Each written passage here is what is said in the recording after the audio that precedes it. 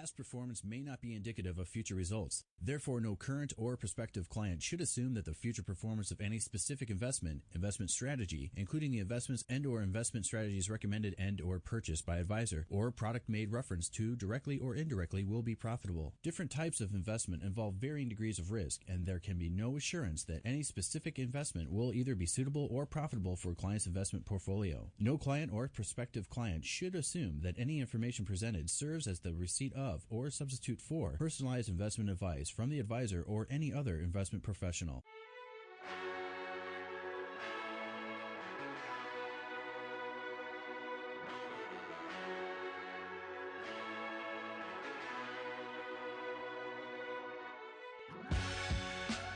Welcome to the Bullington Capital Report, hosted by Bill Bullington. For the next hour, you'll receive information on current market conditions and trends that could affect your financial future. If you have a question, you can participate in today's program by calling 216-901-0945. That's 216-901-0WHK. You can also reach Bill by going to his website, bullingtoncapital.com. And now, here's Bill Bullington. Well, welcome back, everybody.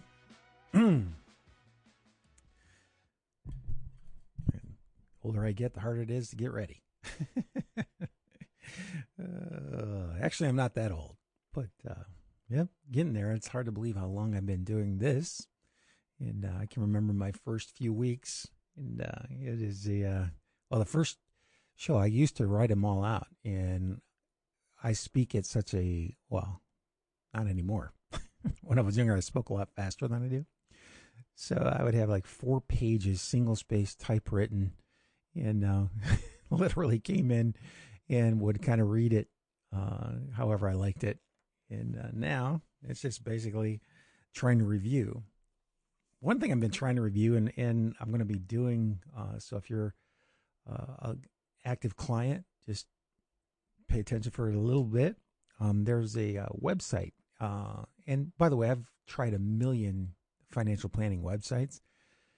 And I really, I'm not real fond of the vast majority of them. I think this one may have it. And the reason I'm not so fond of most financial planning websites is they want an enormous amount of detail. And they won't let you go forward with unless you fill out these questionnaires. This one has a questionnaire, and it's comprehensive, and yeah, that's great. But to really have to know how much you're going to be spending on your pet supplies, or how would you know that in the future without knowing what the inflation rate's going to be? So anyway, it's kind of funny. And of course, I'm being a little facetious, but a lot of them a lot of the more traditional ones have questions that you just can't answer. So I'm going to fix that for you right now. You know the old 4% rule? I don't know if you've heard of it, but basically 4% is the withdrawal rate that you're supposed to shoot for when you come up on retirement. And I'm going to tell you that everybody's different. The 4% rule was accepted by a bunch of financial planners, but everyone is a lot different than that. And the 4% was aimed to take out 4% of whatever your retirement savings are, and to supplement Social Security or pensions or whatever sources of income you have with that 4%. And you should be fine. You know, it's supposed to last for the average life expectancies in where you're taking out 4%, but you're also increasing it each year by 4%. That's one thing I think gets missed a lot.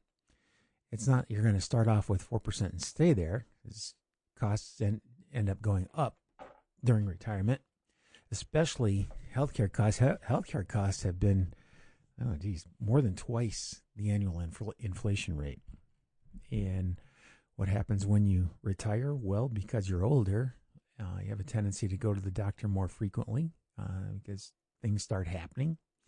And anybody that's listening out there that's over the age of 65 knows exactly what I'm talking about. And I'm feeling it at 62, because I played football from the time I was 9 until my last year in college when I was 23. Long time. and does a lot of damage. And at the time, I didn't really pay much attention to it, but it's come back. And I know if you're out there and you're going through some problems physically, which happens to almost everybody, it's just part of aging. Very, very, significant to you, and I know it's on your mind. And I'm not a doctor, and I'm not gonna give you any lectures or anything like that. I'm just gonna tell you that as far as taking out 4%, you might have to do more than that. At some point in time, you probably will. So I'm just gonna leave that alone. I'm looking around at the way things are going, for stocks and financial markets. They're doing very well, particularly in the all the chaos. The stuff that's going on. You're watching the news. By the way, the news is it's really biased towards bad news. It's always kind of been that way, but now I think it's like even more heavily that way. And these things, certainly, they're upsetting. And but I will tell you that, what's going on, it's actually causing GDP to go up a little bit. And who knows, that might even be the plan. I'm not the only one that realizes that. I had a client that came into the office years ago, and this always stuck out in my mind. This lady was an older lady. She was in her 70s at the time. And she leans forward, looks around to make sure nobody else is listening. And she says, hey, Bill, war is good for an economy. And I was like, what? Yeah, she was saying war is good for an economy. And I'm like, that's unusual. I hadn't heard that. I was young. I was really young in the business, in the industry. So I went back and I looked at the economic statistics around all the major world wars, and she was right. She was absolutely right.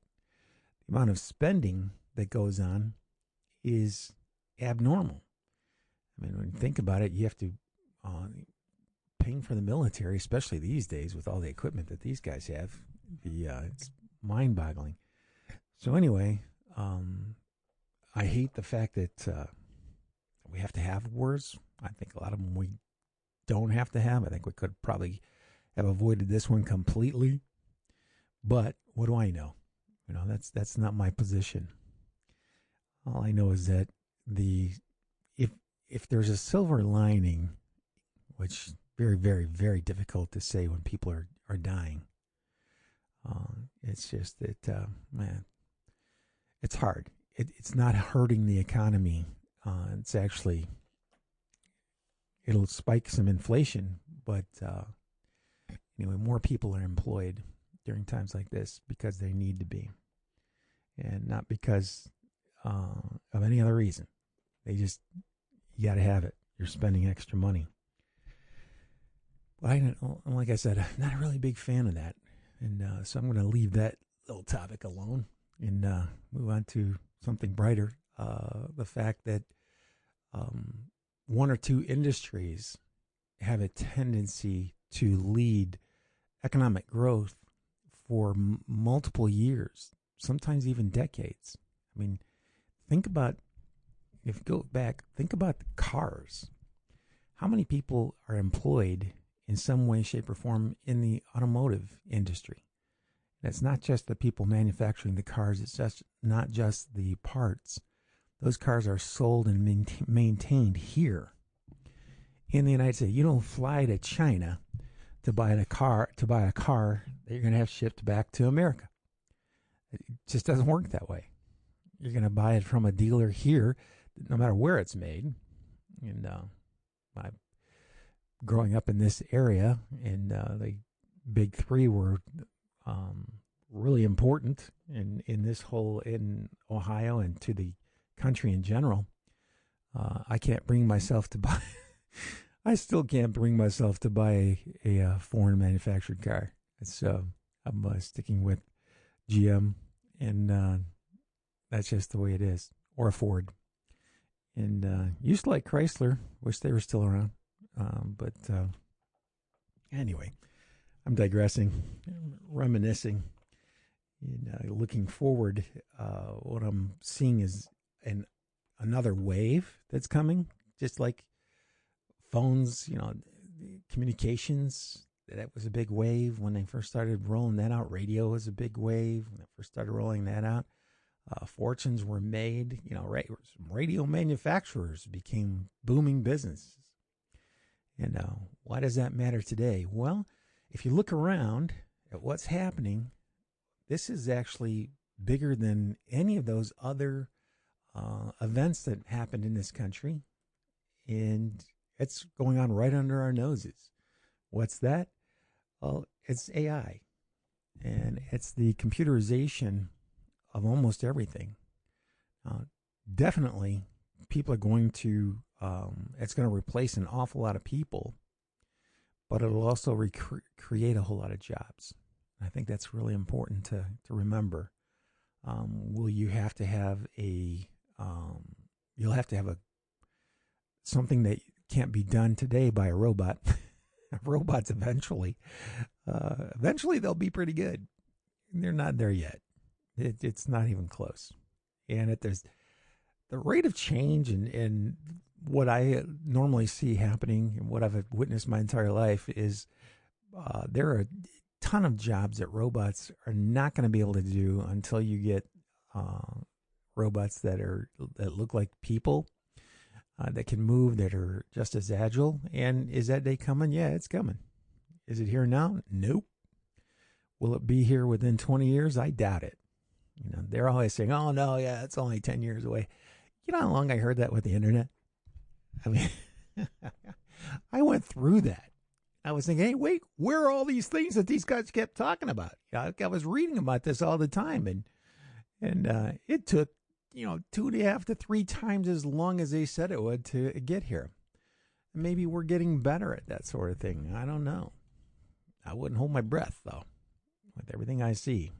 And all the electricity that needs to be generated for that. That's, that involves not just the people that work at the plants. Those plants have to be built. Somebody's got to maintain the lawns after the plant is built and the parking lots. And, the building maintenance on a facility like that is probably a little higher than it is on most office buildings, I would imagine. It's because you got a lot more people coming in and out and doing all kinds of different things. But even if it's not, even if it's the same, yeah, those are expenditures. So my point here is that the economy is going to grow. I firmly believe that. Is it going to be a straight line? Well, it was never a straight line. And you can imagine all you want. It's probably going to play out a little bit differently than everybody imagines. And if you could get that straight, and if you have an idea of actually how that's going to work, you should just call us. 216-901-0945. You tell me how you think it's going to work. I can tell you which sectors you might want to focus on to invest in. But yeah, I've got about 60 seconds here before I have to take a real quick commercial break. So I'm just going to let you know the phone number here is 216-901-0945. I'm Bill Bullington. I'm here every Saturday morning from 10 to noon now. If you'd like to get in touch with me, just go to my website, bullingtoncapital.com, and I will be back after these commercial messages.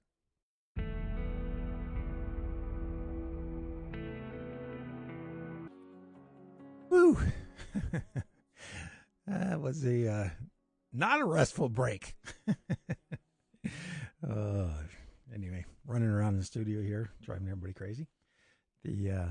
By the way, if you're just tuning in, you're channel surfing on your AM radio station, which I guess is a fairly popular. People thought that AM was going to go away at one point in time.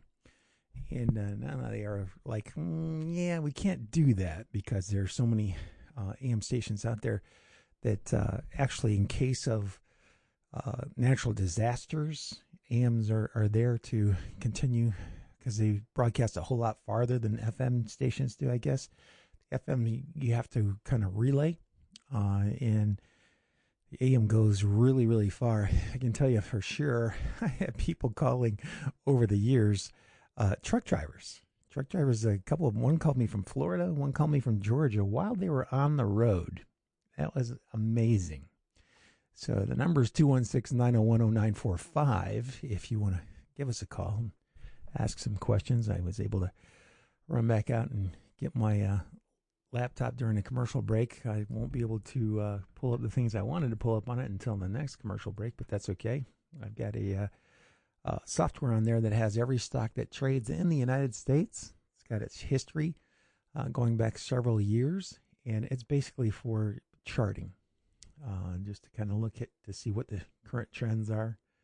I have a lot of everybody has a lot of stuff today. My office, I have a Bloomberg terminal, very expensive. I'm wondering if it's actually worth it.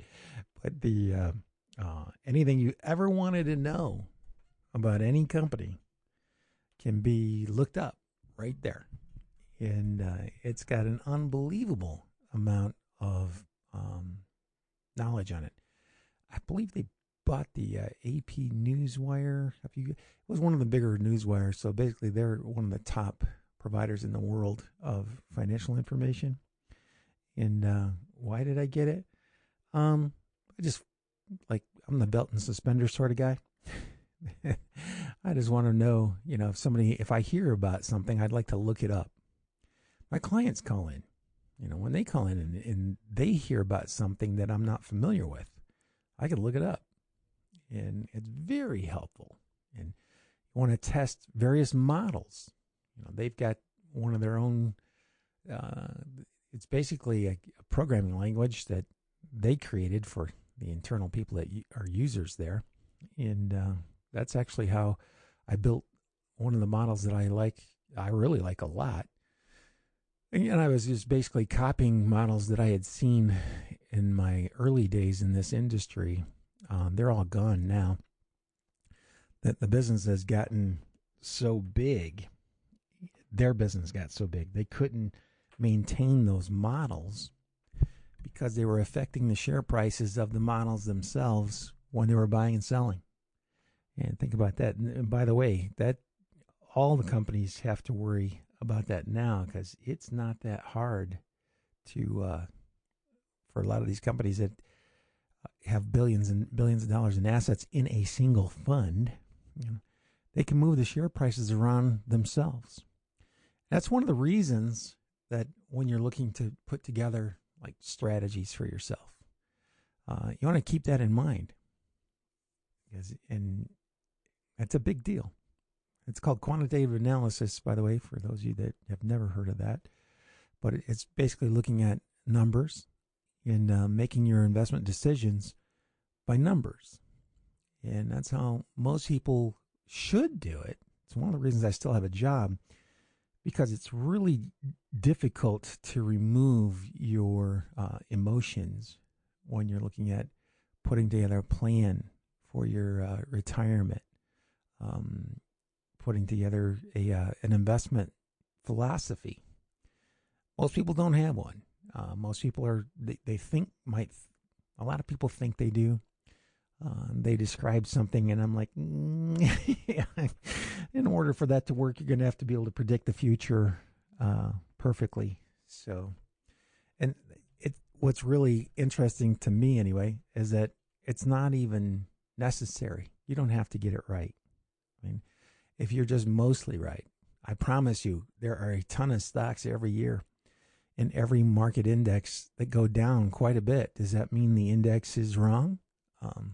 No, because it's just the way they work.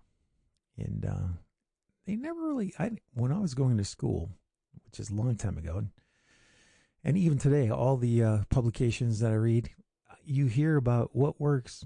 Most of them don't tell you why. If you don't know why something works, you don't know whether or not it's just a fluke, which happens fairly frequently. Things that they're only going to work for a while. Nobody even knows why they're working until they stop working. And then they can say, see, and that's fine. And then there are other strategies that you want to test. And that's, if I were looking to if I'm getting close to retirement, I want to make sure that I've got strategies tested that actually have gone through multiple iterations. Markets slow down and speed up. They're not predictable. They don't have the same lengths. They don't drop to the same depths. They don't peak out at the same peaks. So it's constantly changing. That's one of the reasons that people like myself still have a job, frankly, because you have to navigate that. You got to navigate stuff knowing you can't see where you're going. Tell me how many people would like to see that. And it's a lot like it's a lot like flying a plane. When you take off, if you're going from New York to Los Angeles, do you think that they know every mile of that trip what the weather's going to be there? Heck no. Yeah, and by the way, we've got a whole bunch of satellites up there that can see all the weather that are telling you, and there's still issues that pop up. It's what happens. So what do the pilots do? Well, they've already prepared for that. So they adjust. Whenever they're flying, they know that what they would like to see is the air's going to be really smooth and it's going to go, this flight's not going to have any issues all the way over, but they're prepared. If they see an emergency, if an emergency pops up, they're ready to handle the emergency. If there's going to be some turbulence, they're ready to handle the turbulence. That's kind of what you want to do. Do as much as you can with your investments. How do you know how to handle the turbulence? Well, which strategies have worked well in the past? Why did they work well? And this is where it gets really hard. Because something could have worked well in the past that had no reason other than it's just a random occurrence. In other words, it was just luck. And you won't know that if you keep doing it until your luck runs out. That's a problem. When your luck runs out and you didn't understand why it was working to begin with, and I guess I spend a significant amount of time with all of my clients. I'm sure a lot of them forget, because once they go through this, they're like, everybody, you can see the light go off, and it's like, oh, okay, yeah, okay, now I see. So they relax, and if they forget, they actually don't even bother to call back and say, could you review that? Some do, which is fine, and it's great. I love talking about it. But some of them they just remember that feeling that they had when they did understand it. And, they just go on about their daily lives. And that's the best thing that you can do for somebody in my industry is give somebody else a peace of mind that, yeah, okay, this is going to work. Now, having said that, if you need more than, $4,000 or $5,000 a year, and this is where I end up losing a whole lot of listeners, by the way. If you end up needing more than $4,000 or $5,000 for every $100,000 that you have, you're taking a pretty big risk. And I'm understating that. It's a lot of risk to pull out more than 4 or 5%. I don't care what current interest rates are. It is to try to do that. Well, because you're going to have to increase it over time for inflation. That's what's really tough. 4 or 5% if there were no inflation, that would be fine. If there were no inflation, yeah, you could pull out 5% a year. If you're earning 4 or 5% a year, guess what? You're pulling out as much as you're making. You're keeping up with inflation after withdrawals. So that would be a good situation. Problem is the market goes up and down quite a bit. And if you're pulling out more than that and the market goes down, you got a problem. That's one of the reasons that annuities, by the way, are so popular, because their withdrawal rates are based on your age at the time you start withdrawing. And they're typically higher than what you'll get on CDs, especially currently. Reason for that is you have a life expectancy. Now, you can outlive your life expectancy. A lot of people do. Life expectancy is based on an average, the average life expectancies, because they don't know if you're going to live longer than the average person does. And there are a lot of people that end up dying young. I mean, it happens all the time. So that's one of the issues with an average. And you just, when you're starting to get closer to retirement, you really want to think like somewhere in the neighborhood of 4% or so, because you're going to have to increase that over time because of inflation. Now, you might have to increase it over time. I've spent more on medical stuff in the last couple of years than I spent the previous 30. You know, I just didn't get sick, didn't go into the hospital very often. And as you start to age, start to get a little bit, you need some help there. You get arthritis, all kinds of stuff. I mean, it's just the natural part. Anyway, it's you just got to do the best you can. There are the tools are a lot better today. We can actually put all your data in a software package and look at different scenarios. What happens if you get sick? What happens if you stay healthy? Those have totally different impacts on what you can do. The main thing to focus on here, by the way, always, is how much risk are you taking? Now, I've seen some people who just carried 100% stock portfolios, right up until the very end. They did very well. I've also seen other people that literally, because of the sequence of returns, you don't know what that is, we'll come back to it in the next hour, but because of the sequence of returns, the stock market averaged as high as it had ever averaged over their life expectancy, but the way that it showed up, the lower returns showed up earlier in their retirement, caused their later years to be pretty crappy. That's why you want to really want to, I would talk to more than one professional. And I know I'm probably helping other people build their business in my industry. I really don't care. Yeah, I want you to do well. If you decide to pick us to try to help guide through that, through these times, great. It's fantastic. If you decide to go to someone else you're more comfortable with, great. At least you heard this and you knew which questions to ask. That's awesome. So, and anyway, and if you'd like to reach out after that, just go to my website, it's bullingtoncapital.com, and there's a contact us form on there, and somebody will call you back as quickly as we can. And this has been, and this year has been unbelievably busy, especially coming up, with we're just out of the tax season. And they had a lot of changes this year. Got a lot of requests from people's accountants and or tax preparers. And all I can say about that is, woo! I'm glad that one's over. Okay. But anyway, I got about 45 seconds here left before I have to take a commercial break. The number here to call if you'd like to call in is 216-901-0945, 216-901-0945. This is Bill Bullington with Bullington Capital, and I will be back after these messages.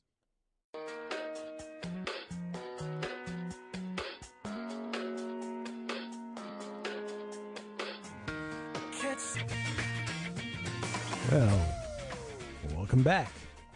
This is Bill Bullington. I'm here every Saturday morning, that's funny.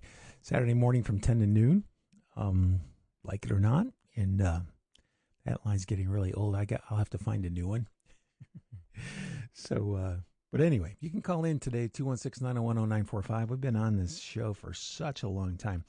And I am getting ready to, actually, I'm branching out just a little bit. There is a website that Gary Miller, the guy that works at Bullington Capital, he pointed this out, and I'm glad he did. He was using it for himself. He's really big into technology, and we all are at Bullington Capital. But he's really a student, spends a lot of time, and said, "Hey, you might want to check this out." So I went on and I checked it out a little bit. I'll be working on this all weekend because I looked at it, and it does a tremendous amount. It's a little bit better than other financial planning software that I've seen. And by the way, it all comes down to something really simple, always has. The hardest part of doing a retirement plan is the budgeting, because you can't miss stuff. And a lot of things you have to estimate. You don't really know. Like, all the prices of utilities going up over the past few years. There have been a number of different issues that have caused that, or the main causes, and that were just impossible to predict. And then you have something like somebody going to war, and that affects everything pretty significantly, like right away. And you don't know how long it'll last and how long those things will be there. So I will say this, though, that the spending there is done mostly inside the United States. We're funding these guys, they're overseas, but that stuff all originates here. Their paychecks originate here. So, unfortunately, if there is any sort of a small benefit to that, and it's not that small actually, but there's a benefit that we're paying all this stuff. It's just not the way that I would want to do it. Let me put it that way. So it tells you a little bit about my personality. I'm not a big go to war guy. Anyway, lost my train of thought there. So Bullington.com, it's actually, we're going to start using, I'm going to sign up. I've signed up for a individual. I'm going to sign up for a institutional account there, and just make this available to just about anybody that really wants to do this. I think it's one of the best ones I've ever seen. And I always wondered when it was, when is somebody going to do this? How long does that take? And this is the first one I've seen, and I know that they've been around for not that long. It's a relatively new financial services company, but they do one of the best jobs I've ever seen, and I'm really excited to get to know more about it, and I'll be talking about it on this show probably every week, and it's about time. I thought all of this stuff would actually materialize a lot earlier than it did. I was thinking, that everything that you see that's available today, I thought should have been here about 15 years ago. And I know it was. I know they were working on it. And I'm not sure why it was so slow to have been rolled out. But anyway, it's here now. And I guess that's the most important thing. And quite frankly, this is really funny. I don't know if somebody saw my risk tolerance questionnaire and waited for the patent protection to run out before they started using it. But my questionnaire has been copied now by almost all the major financial planning firms and sources out there. And I've got, if I go back to when I first started Bullington Capital, we've got the questionnaires that we scanned and kept. And it's hilarious. And this is what you need to do. A lot of people get really confused. And I guess one of the reasons I still have a job is there are some people, and I know you all know them, everybody knows at least one person like this, somebody who likes to make things really complicated. Do you ever have one of those people in your lives? I call them the complicators. Yeah, well, I am the actual opposite of the complicator. I like to break it down. You have to understand it. And yes, some things are pretty complex. But I don't believe that you should include anything in your financial plan that doesn't absolutely need to be there. If you're in your late 20s, is it a good idea to have a little bit of money set aside in case you get in a car wreck and you don't make it? Probably. Is it is that something that you actually have to do? Nope. And probably a good idea. But if you're young and healthy and you're a good driver, you might be able to avoid that kind of stuff. It really comes down on a case by case basis. You can't really make blanket statements on stuff like that. Very, very difficult to do. I don't like making blank statements on just about anything anymore. Just, you try to make a statement that can be held up against every possible scenario, and most of the time it's not going to happen. There's at least one or two things that can happen out there, and that's, I think, one of the things that really gets the best of an awful lot of people who are getting ready for retirement. Are you doing everything you can? Have you sat down and gone over and got a budget? As simple as that is, and as long as I've been doing this show and talked about it, a lot of people still don't do it. And it's pretty important. It's a lot easier as you get older, by the way, because your expenses go down significantly. I mean, when as soon as your kids start leaving the house. Anyway, I got to take a real quick call here, and I'm not sure how to pronounce the name. I'm talking to Scott. Scott, yes. Hey, Bill. How are you doing? Good morning. Good. I'm doing okay. I try to catch your show every Saturday. Oh. Hey, I dig around a lot of stocks. I've been in it about 20 years, and I'm noticing some great companies that are just taken out to the shed. I mean, I don't know if you're allowed to mention stocks. I mean, I look at Marshall McLennan. I look at Accenture. My God, $100 billion market cap, trading at a PE to earnings almost equal. This stock, I know that they have to adopt AI, and I know, but this is a great company that's been around for so many years. What do you think about some of these stocks that are just so beaten up? They're so low. It depends. I'll tell you how I look at a stock, exactly how I look at a stock. So, I'll look up the names if you want to. I don't really recognize the names or the stock symbols from the companies that you gave me. ACN. Right. Hang on a second. Specifically, the Marshall McLennan and some of the business management stocks. Yeah, I would bet any amount of money that those things are. It's fear that they're going to lose a lot of business, because Accenture, they do a ton of stuff with financial services, by the way, and yeah, they're in so many different things. Right. $100 billion. I'm sure that they're going to have to make the adjustments for AI, and AI just speeds up their software design. So even though I don't know, this is where I would bet that I would bet that they're already using AI. Yeah. And they're probably going to try to show other people how to implement where it makes sense. There are a lot of things that you can't do with AI because it takes human involvement, but those jobs are becoming fewer and fewer and fewer as the technology increases. Well, so they'll lay off 10% of the people. It's sitting at a 5-year low. It's a $100 billion company. It's trading at a 14 PE, and the earnings are $12 a share. I mean, to me, this stock is too low, and I'm nibbled, and I'm gonna add to it. But I don't know. There's so many that are beaten up, and then some of the food stocks and this and that. The dividends we have to be careful with, but I don't know. I enjoy your show. I just wanted to ask you that question. Oh yeah, Accenture is actually back to a price that it was in 2019. So yeah, it's you're low. Yeah, it's wiped out a long record of gains.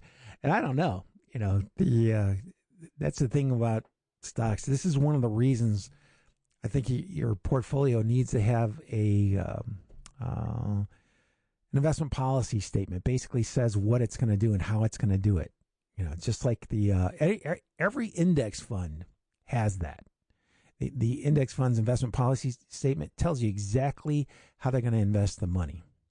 And I think it's important that the ones that you're investing in have that too, because otherwise they can do whatever they want. And that might not turn out so good. Is there a reason? Is there some FTC rulings or something? Is there?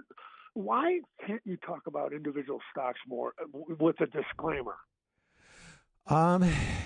Well, everybody's super conservative on that, and especially with advisors. So many advisors have gotten on and they've touted small, illiquid stocks, and they were investing in those stocks before they started, representing right. them. They're selling on strength with the bounce, right? Yes. But so they finally. There's no reason they can't mention some good quality stocks.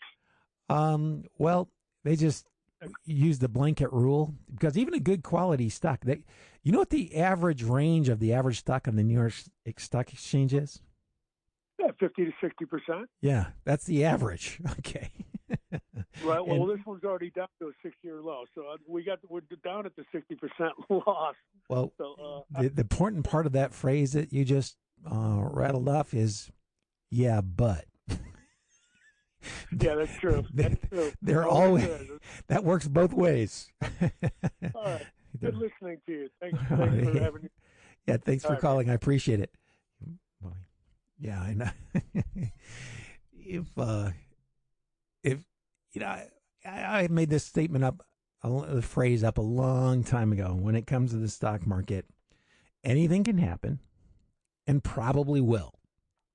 And now people are starting to see, because they couldn't see all this before. When I first started in the industry, when I first started doing this radio program, you only got a statement once a quarter. You got a statement once a quarter, unless you actually were willing to pay money to get a monthly statement mailed to your house. Okay. Now you got to pay money to get a statement mailed to your house, because you can just go online and print it, or look at it. And I understand a lot of people in their 80s or 90s, they're not going to be on printing their statements out, but they're not going to go online to look at them. So I think we mail, it's got to be somewhere near 40 or 50 statements every month. Households, not just statements. It's the statements for those households. And average household typically has somewhere between 3 and 4 accounts. So that's a lot. But that's one of the benefits that we have, that we're able to do that. If it gets to be super heavy, or we have to charge something for it, at least to cover the postage and the ink and the time. But not often. It doesn't happen that frequently. Anyway, I don't know why that just made me look at Procter & Gamble for some reason. So if you go back to 2014, there was a 30% drop, didn't get above that level and stay above that level until halfway through, or 3/4 of the way through 2018. So that's almost 4 years there. And if you look at where Procter & Gamble is now, it traded for the first time at the price that it is now in 2020. What year is it again? It's 2026. And that's Procter & Gamble. I mean, go to their website, look at all the products that they produce, and count how many you have in your house. Okay. And their profits are significantly higher than they were 5 years ago. Their sales are higher than they were. Why is the share price, same place? And because it's a stock. And that's what stocks do. If stocks were super predictable, I wouldn't have a job. I would literally, neither would any other, you wouldn't need a financial advisor. If stocks reacted the way that people think they're supposed to, the sales go up and the profits go up, the share price should go up. Yeah, it should go up. And if your time horizon is long enough, it probably will go up. But to guess out over even a 4 or 5 year time period, good luck. That's why everybody emphasizes, well, you need to be a long-term investor. You got to watch out for the sleazy salespeople who will show you, or tell you what you want to hear. That guy doesn't know what he's talking about. There's no way the market's going to be at the same price 4 or 5 years from now. Really? You're just showing us all how dumb you are. And good look at it. And I carry around this laptop with me that has access to all the financial data and has a chart on everything that trades in America, and it's updated real time every day. So I can show you. I don't have to make guesses. I know for a fact. And anyway, so I got to take a real quick commercial break. This is Bill Bullington right here on 1420. Stay tuned. I'll be right back.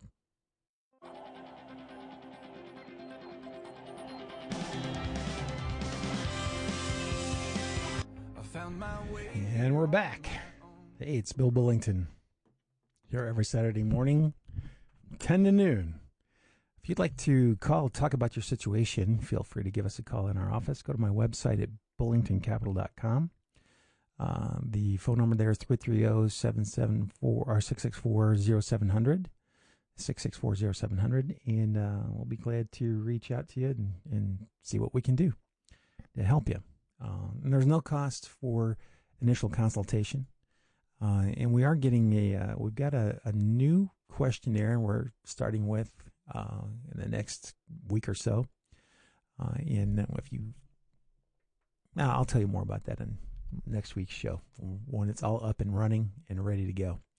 But it's exciting. I mean, after all these years, I thought innovation was pretty much over, but I was wrong.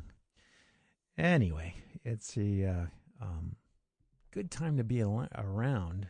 Financial markets are actually, they're not super overpriced. They're overpriced a little bit, which kills everybody, because if you were unlucky and you invested in let's see here, what is this date? This is what's going to happen the day I retire. Okay. So if you went 12/17 of 2021, all right, so 5 years ago, market went down for an incredibly long time. Well, what I think is incredibly long time period. It wasn't really that long. It was the let's see here. It was a little over a year. About a year, and then it didn't recover. So when it peaked out in 12/21, it took it to 1st January of 24, or January of 24. And that's a long time. Of course, it doesn't go straight down and doesn't go straight up. Market is kind of cruel. It goes down, scares everybody, then it rallies, everybody goes, oh, whew. And then it turns around and starts going down again. And when it went up, it didn't go up as high as it did the first time when it corrected. And then it goes lower than it did the last time it stopped going down. And it just likes to do that. It just loves to torment people. And what an awful lot of people like to do is focus on all that. And that is the absolute worst thing you can do. And the only reason I look at financial markets that way is because a whole lot of people look at it that way, and you have to know why they shouldn't be doing that, and you have to be able to give them some advice that's going to help.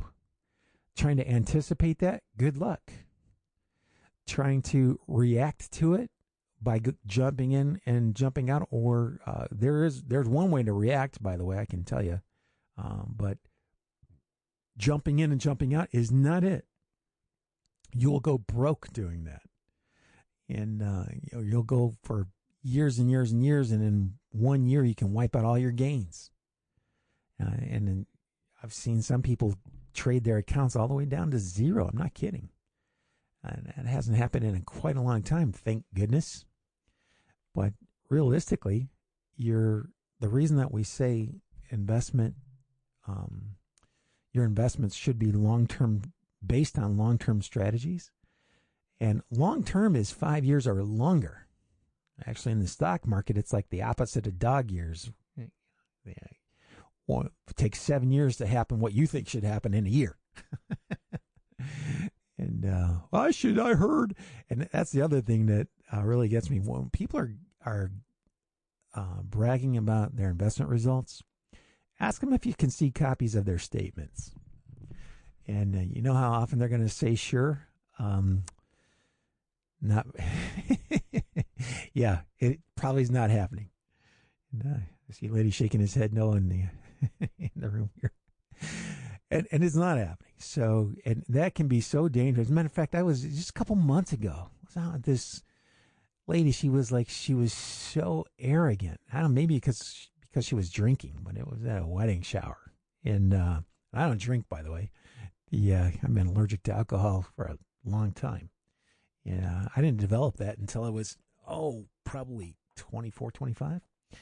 And did not know. Kept getting these migraines. And was wondering, what the heck, why am I getting these migraine headaches? And then it dawned on me, I was drinking up, but after I had like one drink, I had to go home and lay down. And I was thinking, so I was doing some research, and it's kind of like an allergy. It's not really an allergy, but it's very similar to an allergy. And I went to the doctor, explained what was happening. He goes, yeah, looks like you've got it, alcohol intolerance. Your body's not cut out for it, which is really wild because there's a bunch of Cherokee Indian and Irish in me. So you would think that I would probably be able to tolerate it. Maybe, I don't. Yeah, I think the Indians maybe not so much. But anyway, long story. I diverse, but descent, whatever. I was so struck by this website. Every once in a while, something comes through, and it's just really good. And then I get stuff like, I have this password manager. That thing stinks. It's not just bad, okay? It stinks. And it's not letting me in. Probably it doesn't recognize that, I'm from the radio station. I'm not through home or the whatever the network settings are from where I normally log in. So it's blocking me. And I am just like, you have got to be kidding me. Now, it'll start working again as soon as I get home. And it was working here last week. So that's the most frustrating part. It's not all the time. If you're going to be wrong consistently. So that we can anticipate and do something about that. But it just blows my mind. And this is today. I mean, the technology is supposed to be so much better than that, and it is just not. Those guys have been lying, and total frustration. Anyway, it's not like I really need it. It's just got all the stuff I ever use on it. But I do still have my stock charts. Incidentally, I'm still able to log into that website. So I can give you some information on that too. For years, I had to learn to write code, and these languages that I was coding in were very specific to the products that they belong to. The products have gone away, so that was kind of a waste of time, and it was very difficult. I mean, it was unbelievably difficult, but I got everything done that I needed to get done. See, that's the thing about financial markets. When you look at it, you can always say, well, anything can happen and probably will. And yes, that's true. But when you're looking at price movement, and there are much fewer variables that you can test with a high degree of accuracy, which is good. And you know what how many directions the stock can move in? 2. It can go up or it can go down. And that's it. If it stays unchanged, that's because no shares traded that day or for that time period. And you have volume, and then there's a whole bunch of, there are hundreds, probably even thousands by now, of other types of indicators that some people use. And realistically, I can save you a lot of trouble here. Most of the other indicators are not very good. And so what do you do about that? Well, you can take philosophies that have stood the test of time and incorporate that into your investing, which is what we like to do at Bullington Capital. Just take these strategies are long-term strategies.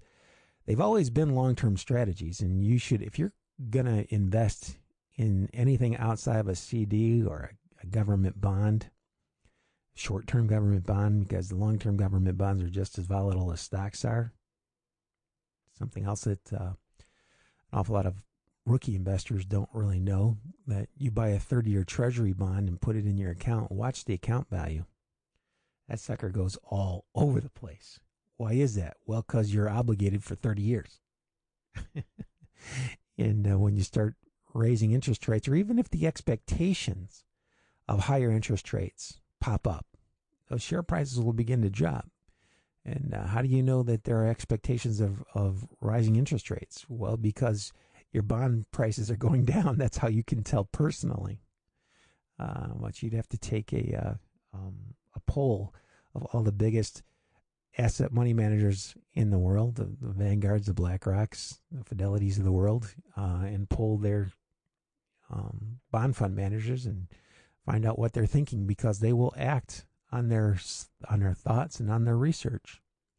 If their research is pointing in one direction, that's typically the way they move.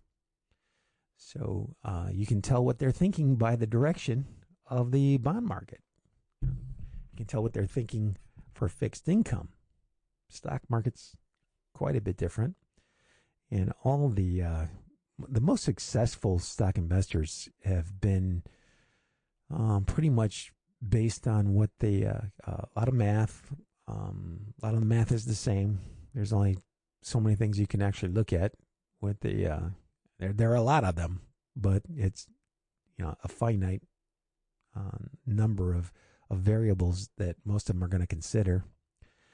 And you just have to really take a large diversified portfolio. That's a lot easier to do today. I know a lot of people that look at the S&P 500. Oh yeah, this is it. I'm like, well, yeah, okay. That's a good one. And I've got some of that. Actually, I've got it at, 0.08%. That's all I'm paying for that. So yeah, why not? Good diversifier. But it's not where I have all my money. And I still have a model that I copied years and years and years ago that has beaten the crap out of that. Knock on wood. You're not allowed to really project that it's going to do that in the future, and I'm not. And I'm not making the projection. I'm telling you what it's done in the past. And a lot of compliance departments would say, hey, you can't really do that. Well, I'm not naming the product. I'm not naming the strategy. So if you want to call, I'll let you know. And it's not magic. I mean, it's math. It's not magic. It's math. And the fact of the matter is, I'm a heck of a lot smaller than most of the big mutual funds. I mean, I'm not even a fraction of what those guys manage. So you have that advantage. And that's what you have as an individual investor. You have your size being smaller is actually an advantage if you know what you're doing. You're at a big advantage, not a little one. And if you're in your 20s or 30s, I never meet a whole lot of 20 and 30-year-olds who have, first of all, they probably haven't accumulated a large amount of money yet. Some have. Actually, those numbers are growing depending on the jobs that they get. But the vast majority of the people that they're talking to have never sat down and literally built their own models.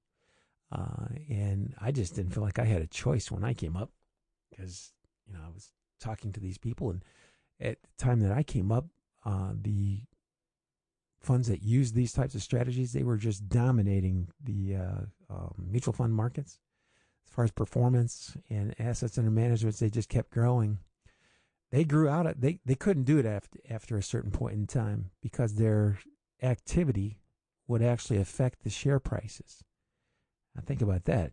You're a fund manager, and if you keep sticking to this strategy, which has gotten you to where you are, and now you have to change it because you're going to affect the markets, and it's going to affect your own strategy, and you're basically shooting yourself in the foot.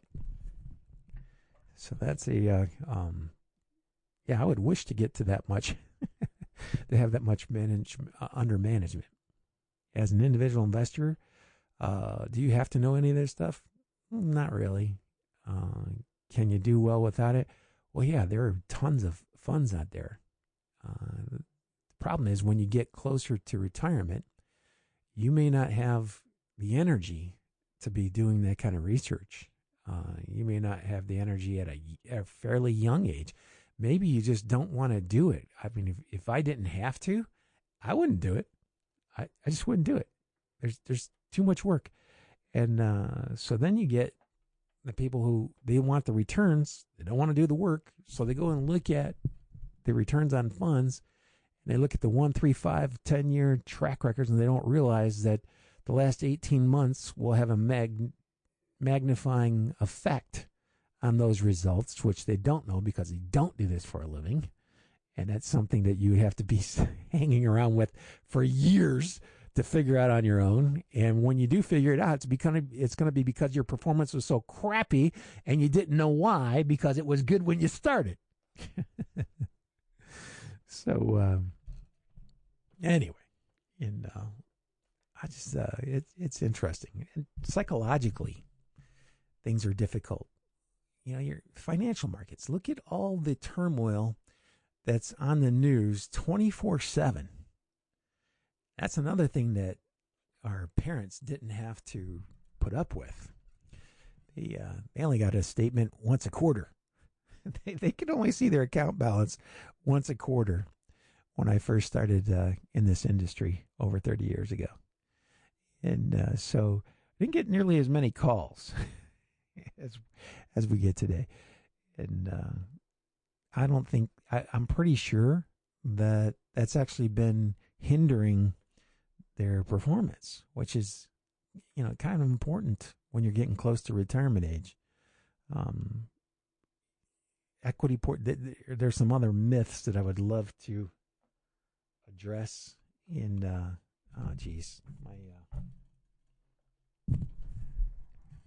doggone it, my laptop stopped working. And oh well, I'll have to wait till the next commercial break, and then which is only about a minute away, and I'll have to find another plug, find another outlet. But anyway, I can't go anywhere without my cell phone or my laptop. Most of the stuff, a lot of the stuff you can do on a cell phone now, not everything, because they're just, the screens are not that big. You need a bigger screen. And it always cracks me up that so many people rely on their cell phones as if, you know, that's the end all be all. It's a very helpful tool, don't get me wrong. And I really like it. I just recognize what you can and can't do on it. And I don't go into the areas that you can't. You know, that just, you have to stay away from that. But I know that a lot of younger people, well, that's just people in general. They, you say, if you make a statement that says, okay, this is mostly right. Well, I saw another instance where it didn't work. Okay, yeah, there are lots of exceptions to the rules, but remember, they are the exceptions. And those are the things that can trip you up big time. I got to take a real quick commercial break. This is Bill Bullington. I'm right here on 1420. Stay tuned because I'll be right back.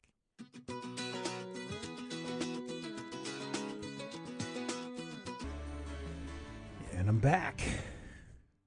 Got about 35 minutes left on the show. So if you'd like to call in, the number is 216-901-0945, 216-901-0945. I can, it's so funny. I keep reminiscing over when I first started on the radio here. It was a long time ago. And there weren't really that many people doing what I do now. There was one in particular in Tama McAleese, and her husband's just recently retired. So I guess that makes me the oldest financial talk show on local radio anyway. The not sure I should be all that proud of that. It just means I'm old. But the kind of unique thing around the way I've always run my practice is I always try to break it down so that it's, you know, simple. Try to make it relatively easy to understand, and because a lot of things aren't, and there's so much misinformation that's out there, and even the accurate information can be a little complicated at times. So If you have any questions, if you just like to get together, see how am I doing?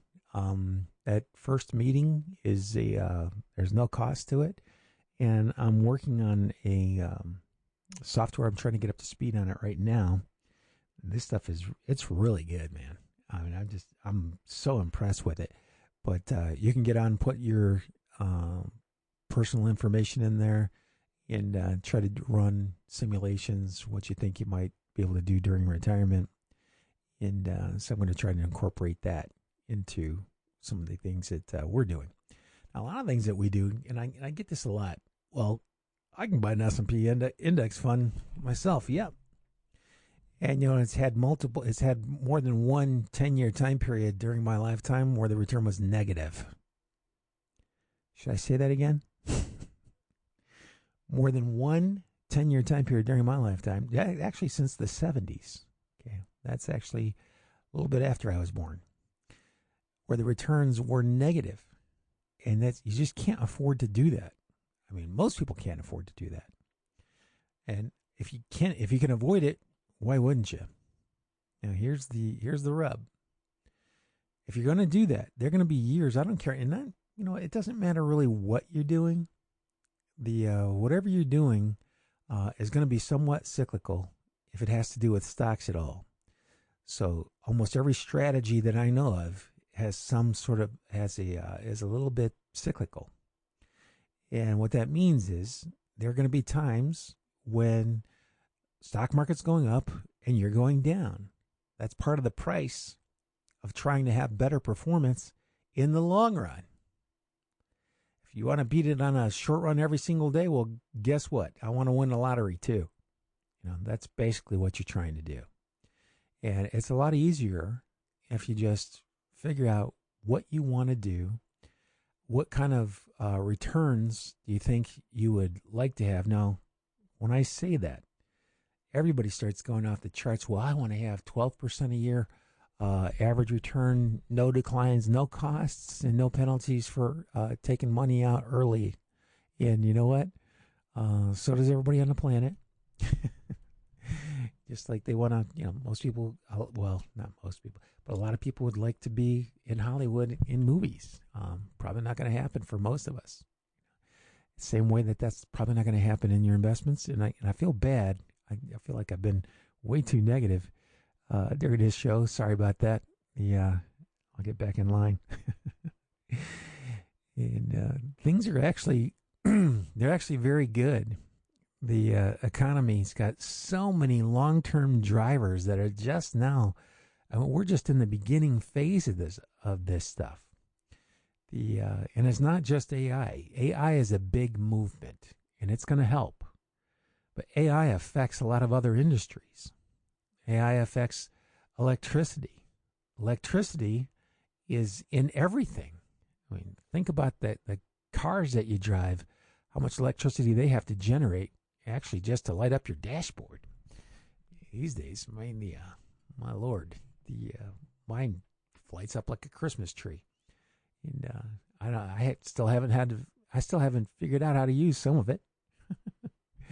And so, which is not bad, but anyway, just part of progress, I guess.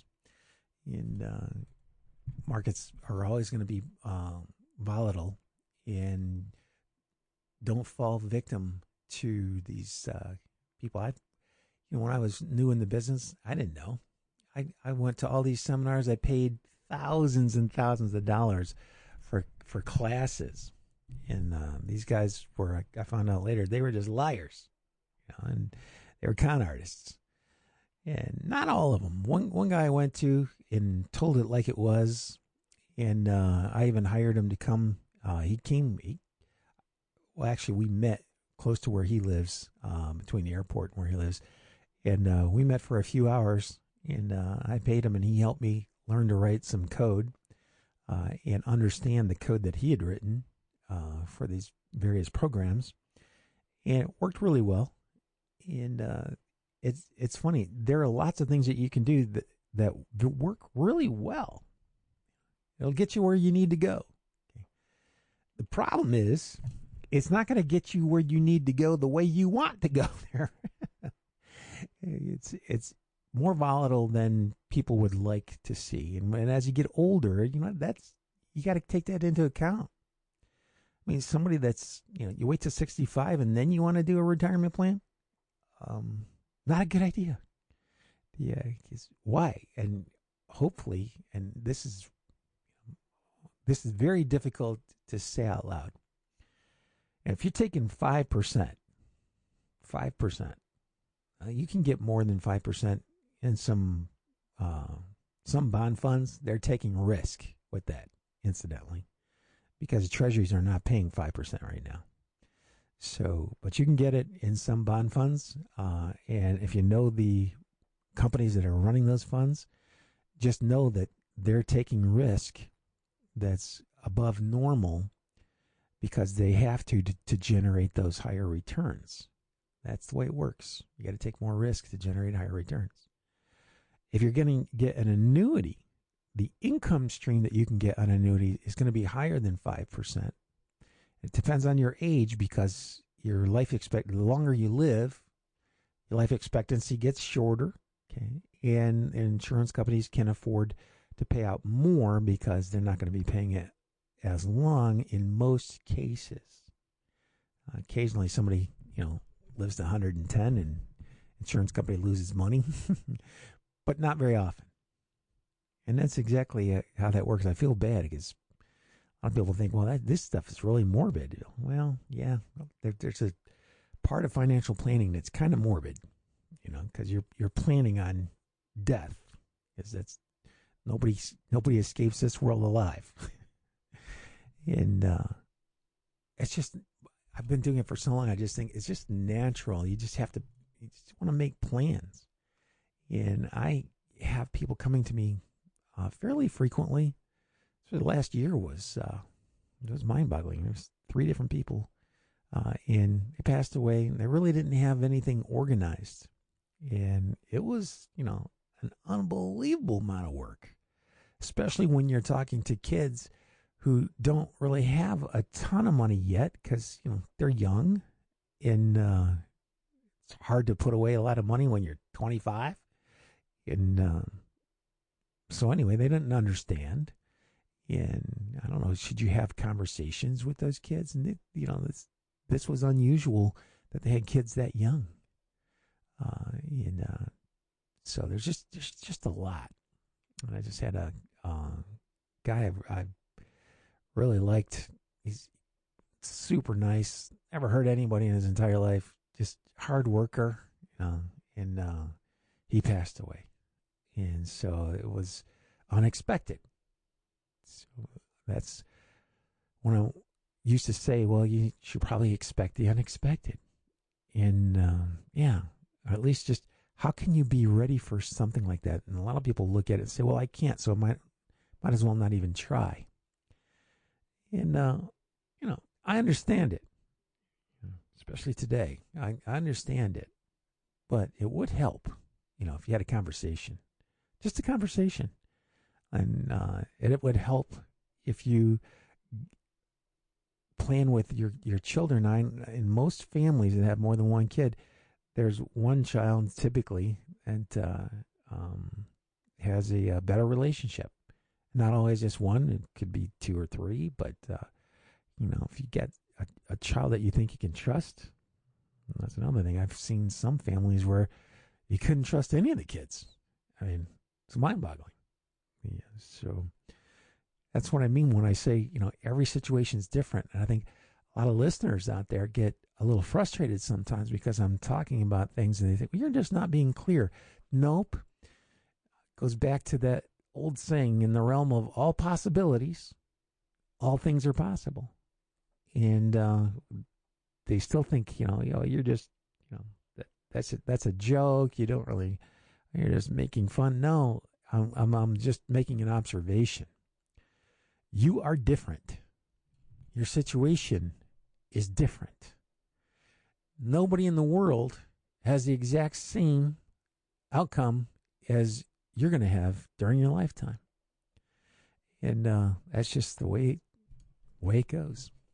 And financially, there are some similarities. but they're always different. And that's one of the reasons that I think planning still has a place in most households, because not everybody's going to get it. Not everybody's going to get it at the same time. I mean, I set up a trust, and I named him as the beneficiary in all my accounts. So I've got one kid who gets it more than the others do, and she's very nice. And I have 3 girls, by the way. So she's more financially astute than the others are. She's more fiscally responsible than the others are. And unfortunately for her, she's going to get a lot of work. But, I feel better that at least I've got something down on paper. And I'm going to actually have to go back and redo it here in the next, probably 12 months. Because it's been about 4.5 years since I've done it. And I'm telling you, man, talk about a scam. The IRS changes these rules all the time. And you know that, congressmen are voting for this stuff. And so here's my conspiracy theory. If the IRS keeps changing the rules as frequently as they do, and as they always have, it keeps people really, really, really busy and keeps them in line. And allows them to have more control. That's conspiracy theory. But we've all met the people, by the way, who love numbers and who love complication and who just like to make everything as complicated as you can. It's more effective that way. Those people, you will not change them. They were born that way. If you recognize that and that bothers you at all, then you might want to start limiting your exposure to the time that you spend with them, which I think is hilarious, but also probably necessary. And then you have other people who don't care at all, and whatever you think. And you have people like me who are somewhere in the middle. Yep, I want to have organization, but I also want to have flexibility, and that's me. I can change anything I have relatively quickly, except for selling your house. That's not easy. I don't care what you do. But everything else I can change, just in a matter of a day. And so you have to try to figure out who you are, what you're comfortable with. Do you want to get it? And so many people like to be just once and done. I'm not sure that's a really good way to do it, because I promise you, 5 years from now, a lot of rules are going to be completely different. And if they're super different, and if it's going to affect you, then you probably need to talk to a financial advisor. And I go through my client lists, and we'll bring it up. I send a weekly or biweekly mailer with articles that I've actually gone through and approved. So that means I've read them before I send them to you. And in most cases, sometimes I just take the submissions that they've offered and just approve them all. So I look at the headlines, read the first paragraph, and okay, that one's good. But anyway, it's a lot. I had no idea that this was going to be this complicated, and it's just gotten more and more complicated over time. Actually, I take that back. It was a lot more complicated before Reagan came along, and he tried to simplify all this stuff, and he did simplify a lot of it. He did achieve more changes in a relatively short time period, particularly where taxes were concerned. And but as soon as they changed it and saw how much less work was involved and how much clearer everything was to the population, they said, "Oh, wait a minute, we created a monster now. They can understand this stuff. We got to go. Can't have that." So I could just imagine the Association of Attorneys and CPAs out there just going nuts when they And they really went nuts before they even got the first rendition of that out, because it was going to be unbelievably simple. And I kept thinking, all right, this makes such perfect sense. And they weren't going to do this. They just, actually, if you believe it or not, the rules are not quite as complicated today as they were before I was in college. And I got about 60 seconds here before I take a real quick commercial break. By the way, when I say before I was in college, okay, that was 35 years ago. They were more complicated 35 years ago, and you didn't have a computer, and there was no internet. So anyway, I'm going to take a real quick commercial break here. This is Bill Bullington. You can call us if you have a question, comment. The number is 216-901-0945. And I'll be back after these commercial messages.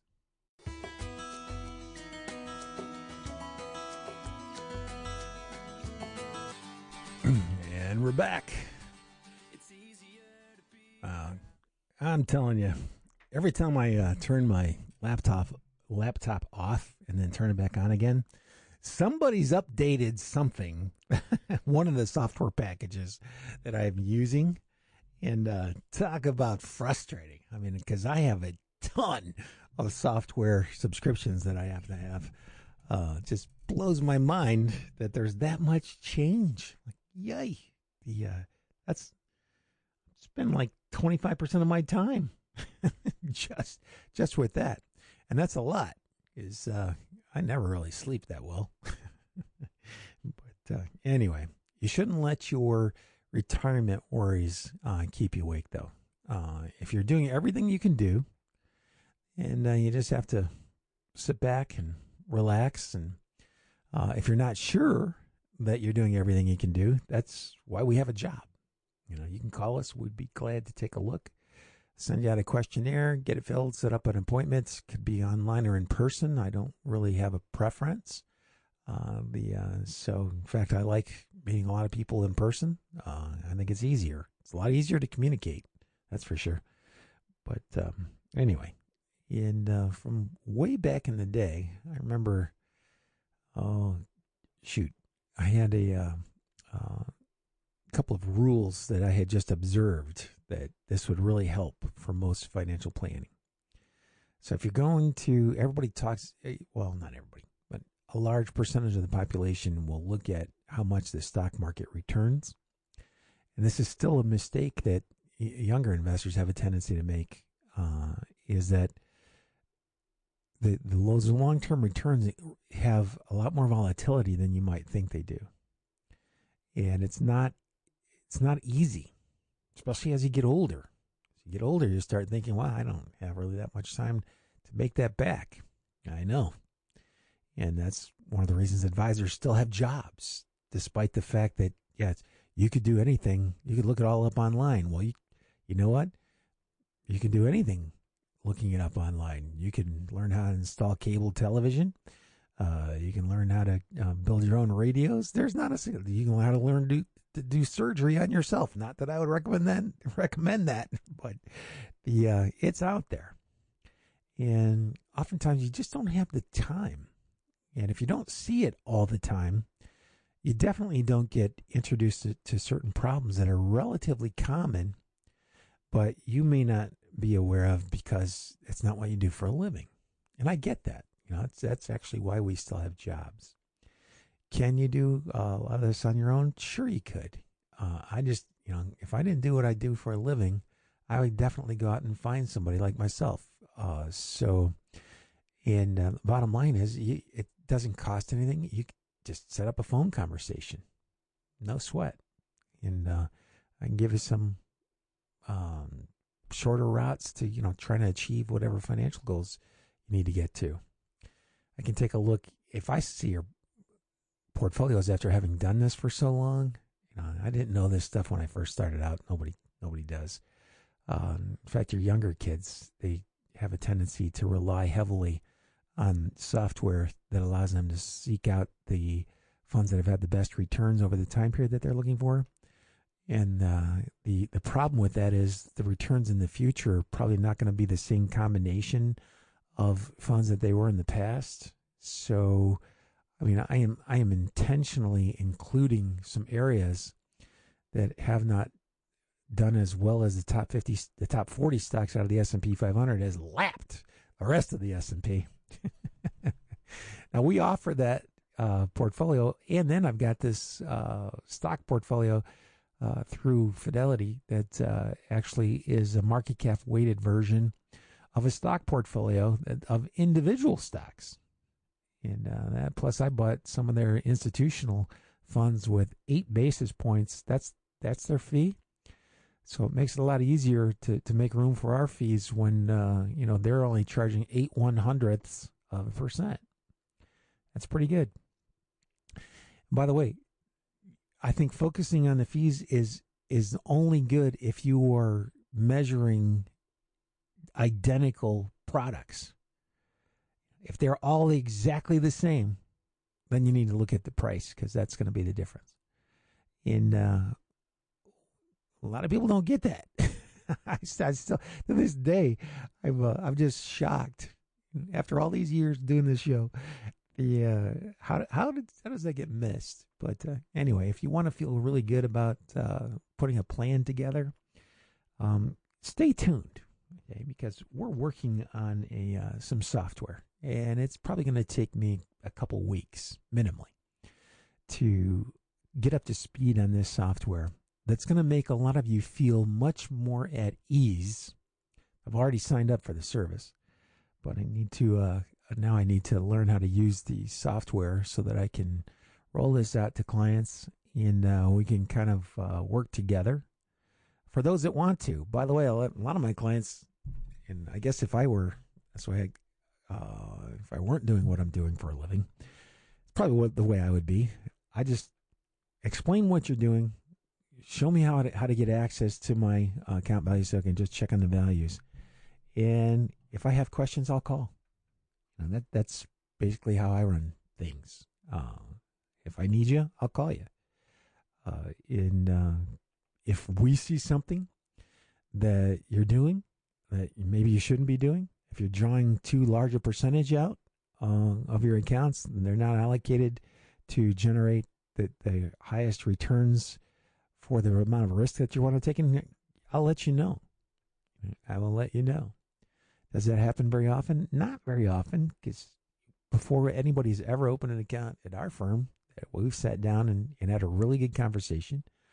I show you what the volatilities of the stock market are.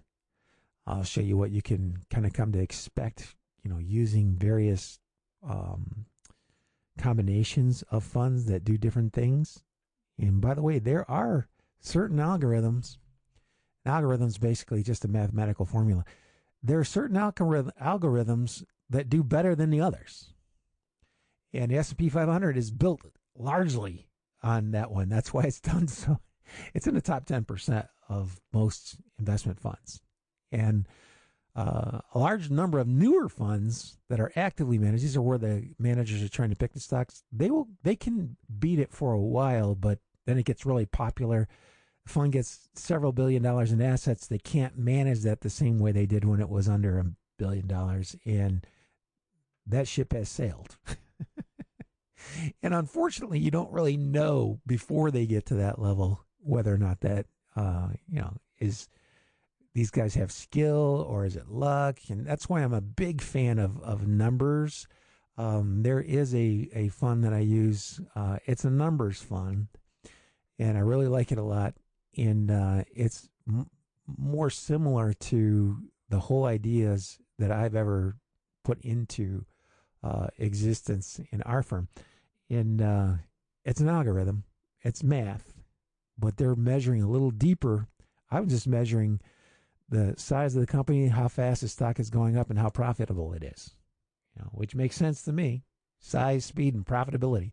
Are they not profitable? Nope, they're not in my, they're not in my portfolio. Sorry. But and I've also known that there are time periods where that has cost me money, because a lot of the stocks that come up in the indexes will move up and really give the index a big boost long before they have any profit. I mean, look at Google. look at, and there actually, I think it's about 3 or 4 of the top 10 stocks whose stocks just took off before they actually showed a single dime of profit. And I remember Amazon, being like that. What do y'all see? Jeff Bezos was a former hedge fund manager. I mean, he was he was an analyst. And I'm not sure if he actually managed a fund by himself or not, but I'll have to go back and double check that. Anyway, he knew a lot. He was very super smart guy. He had the support of the hedge fund community. Those guys will jump in on companies just based on the idea and how good your connections are with that part of society. And so he just took off from the get-go. Everybody had huge confidence in this guy.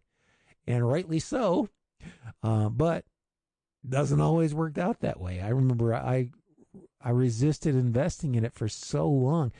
And by the way, it's in almost every ETF out there that's index-based. It's also in a portfolio and a model that I have that I run through Fidelity that's based on size, speed, profitability. Pretty much basic factors that you would consider. Size and speed, it always kind of didn't sit well with me that those were the two most important factors, size and speed. I'm like, aren't you guys afraid of running into a wall that way? I mean, you jump on it. I used to see stocks like that all the time. Some of them would come out and they'd have great ideas. I thought the idea was itself would be phenomenal. Stock would come out and start to fly some of the time. Sometimes they just came right out and, just didn't go anywhere for a long time. Ended up selling them after a few months saying, yeah, okay. But some of them came out and crashed. And so I guess in the realm of all possibilities, all things are possible. That's where that saying came from. In the long run, paying attention to things like sales growth, paying attention to things like profitability, paying attention to things like valuation, that has a tendency to improve your performance fairly significantly. So I guess the short way of saying this is that if you are thinking about retirement and you're wondering about does your plan have enough to be able to cover costs not only now but in the future, is it going to keep up with inflation? We cannot guarantee. We're not allowed to guarantee anything. I freak out the compliance people when I start talking about performances. I will never promise you a performance. What I will promise is reality. Reality is anything can happen, and probably will. And it's just all over the map. But if we do the right things, keep trying to do them, just do them over and over and over again, knowing that you can do all the right things and your portfolio can still go down. So that's what separates me from like a lot of the other financial planners that I've ever run into. They ignore that part of the equation. Not everybody. I mean, there are a bunch of guys out there and women that will tell you exactly like it is. Okay? And it's a lot more popular now than it was before they had the internet. I can tell you that. The internet's been around for an incredibly long time. It just hasn't been that useful as it has over the past 10 and 15 years. Prior to that, it was a bear, to deal with. Over 20 years ago, it was a lot harder. So it's gotten a lot easier now. And I see I'm getting close to my time being up here.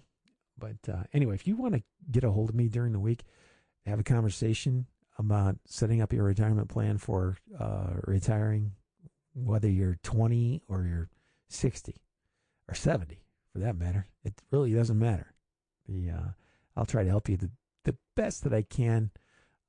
We give it all our effort. If you ask a question, and by the way, my education in this business came mostly from having questions from people who had very unique circumstances.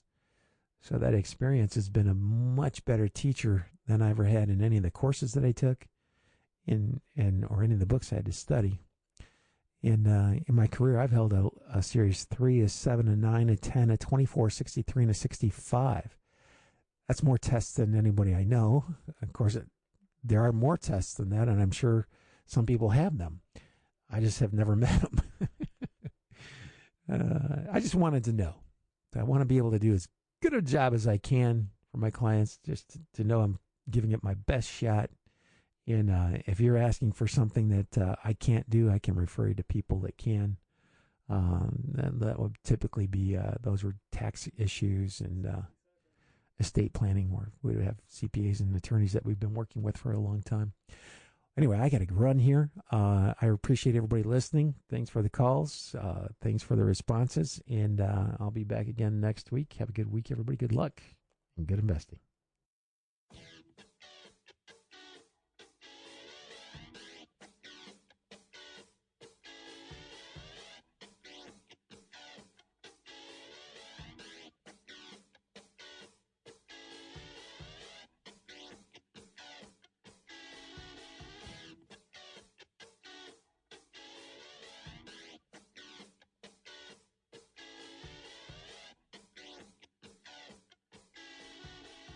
You just caught another edition of the Bullington Capital Report, broadcasting every Saturday at 11 a.m. on AM 1420, The Answer. If you have a question and you'd like to speak to Bill personally, you can call him at 330-664-0700. That's 330-664-0700. Or online at bullingtoncapital.com. That's bullingtoncapital.com. The preceding program has been paid for by Bullington Capital Management, LLC.